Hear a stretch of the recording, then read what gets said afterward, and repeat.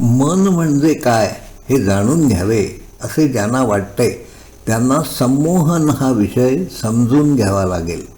रोग निवारणासाठी, स्वतःच्या मर्यादा ओलांडण्यासाठी अंतर्मनाच्या अफाट सामर्थ्याचा वापर करणारे संमोहन हे एक शास्त्र आहे.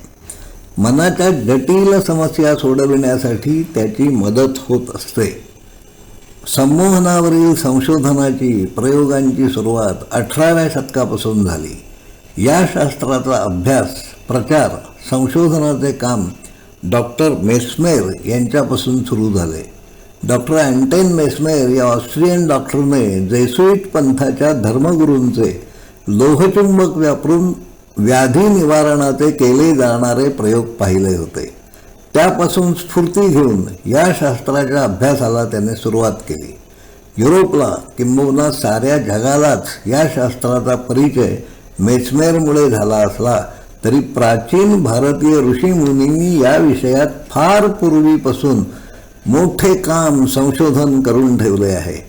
मेस्मेरिझममध्ये ज्याला अदृश्य चुंबकीय शक्ती म्हटली जाते त्यालाच ऋषीमुनी प्राणशक्ती असे म्हणत असत. हठयोग प्रदीपिका या ग्रंथात त्याचे संदर्भ पाहता येतात. संत महात्मे जो आशीर्वाद किंवा वर देत असत त्याचा उल्लेख आपण निश्चित वाचला असेल. त्यांचे शाप किंवा आशीर्वाद खरे होत असत, कारण त्यांच्या शक्तीवर माणसे विश्वास ठेवीत असत. संमोहनाची सिद्धी ज्यांना प्राप्त झाली आहे अशा व्यक्तींचे शब्द मनात खोलवर ठसा उमटवतात. मनच ते शब्द, तो विचार वास्तवात आणण्याचे काम करते. संमोहन ही योगशास्त्राची एक शाखा आहे. प्राचीन भारतीय साहित्यात संमोहनशास्त्र हे त्रिकालविद्या किंवा प्राणविद्या म्हणून ओळखले जात असे. योगशास्त्रात चित्तवृत्तीचा निरोध साधून मनाची एकाग्रता साधावी लागते.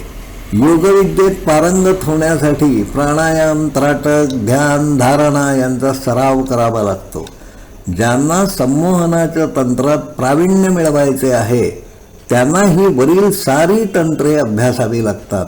योगी असणाऱ्या व्यक्तीला समाधीची आस असते. भारतीय ऋषीमुनींनी मन या विषयाचा सखोल अभ्यास करून स्वतःला आनंदी, सुखी केले होते. समाधीप्रत जाऊ इच्छिणाऱ्या साऱ्यांना संमोहन विद्या, अंतर्मन जाणून घेण्याचे, त्यावरील नियंत्रणाचे तंत्र शिकावेच लागते.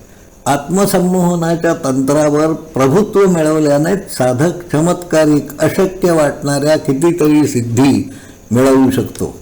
संमोहकाला मानसिक आणि मनोशारीरिक विकार निवारणासाठी संमोहनाची विद्या शिकायची असते. जगातील सर्व पुढारलेल्या देशात संमोहनाला मान्यता मिळालेली आहे. ज्ञान, विज्ञान, कला, क्रीडा साऱ्या क्षेत्रात संमोहनाचा वापर केला जातो. मनोविकार, मानसिक समस्या, मनोशारीरिक आजार बरे करण्यासाठी संमोहनाचे तंत्र जगात अनेक ठिकाणी वापरण्यात येते. प्रत्येक सजीवाच्या आत असणाऱ्या मनाचे गूढ पूर्णपणे कधीच उकळणार नाही. त्याविषयी जेवढी अधिक माहिती मिळत जाईल तेवढे नवीन प्रश्न निर्माण होतील. आत दडलेले मन समजले तरच विश्व समजून घेणे शक्य होईल. अंतर्विश्व जाणा म्हणजे बहिर्विश्व समजून घेता येईल. जे जे बाहेर आहे त्या साऱ्याचा एक ठसा आत खोलवर मारण्यात आलेला आहे.